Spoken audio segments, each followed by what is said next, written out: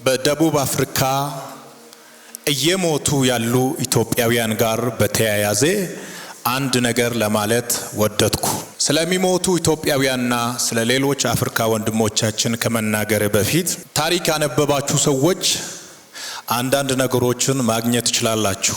1948 እስከ 1994 ድረስ በነበረው ዘመን ደቡብ አፍሪካውያን በከፍተኛ ሁኔታ በሚጨቀኑበትና በሚረገጡበት ዘመን፣ ነጮች እንደፈለጉ በሚያደርጉበት ዘመን፣ በዘር ተለይቶ በሚጨፈጨፉበት ዘመን የደቡብ አፍሪካ ዜጎች ወንድሞቻችን ናቸው፣ ደማቸው ደማችን ነው፣ ስጋቸው ስጋችን ነው በማለት በዓለም መድረክ ታውቃላችሁ፣ ኢትዮጵያ ያልተገዛች ሀገር ናት።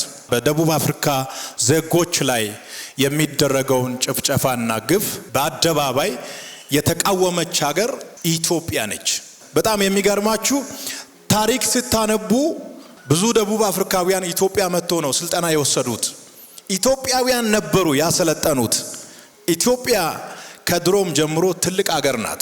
ሰዎች ራሳቸውን ለመለወጥ ቤተሰቦቻቸውን ለማገዝ በወጡበት በግፍ እየሞቱ ነው። የቤተ ክርስቲያን ትልቁ ድርሻ ለዓለም መጸለይ ነው፣ እናውቃለን። ጸሎት እንዳለ ሆኖ ግን ሁሉም ሰው ተባብሮ ድምጽ ማሰማት አለበት።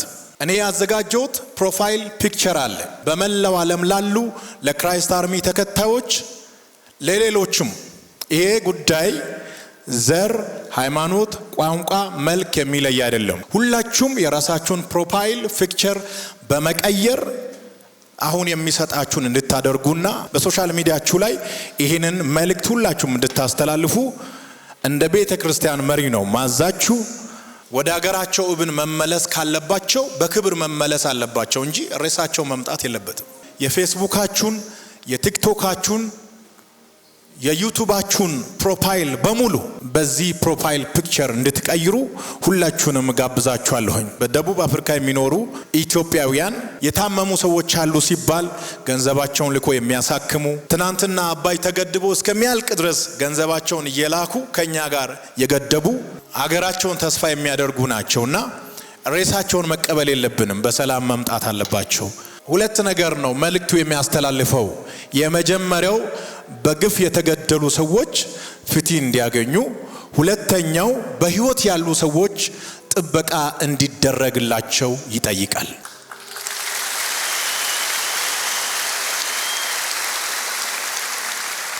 የፕሮፋይል ፒክቸር መልእክቱ ይሄ ነው። Justice and protection for Ethiopians and other Africans in South Africa. ፍትህና ጥበቃ በደቡብ አፍሪካ ለሚገኙ ኢትዮጵያውያንና ሌሎች አፍሪካውያን። ይህንን ፕሮፋይል ፒክቸር አስቀምጠናል በእኛ ሶሻል ሚዲያ ላይ። እየፈሰሰ ያለው ኢትዮጵያውያን ደም ነው።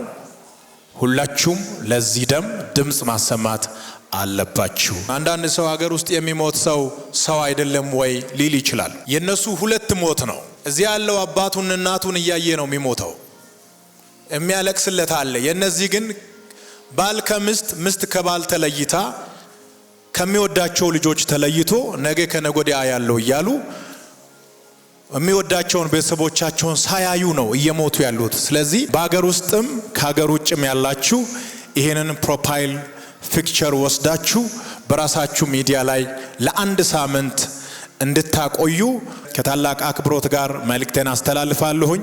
ሁላችሁም ባላችሁበት በደቡብ አፍሪካ ለሚኖሩ ኢትዮጵያውያንና ሌሎች ወንድሞቻችን ድምጻችሁን አሰሙ። እግዚአብሔር ሰላምን ያድርግ። የወንድሞቻችን ደህንነት በእግዚአብሔር የተጠበቀ ይሆን። ሕይወታቸው በእግዚአብሔር የተጠበቀ ይሆን። ደህንነታቸው በእግዚአብሔር የተጠበቀ ይሆን።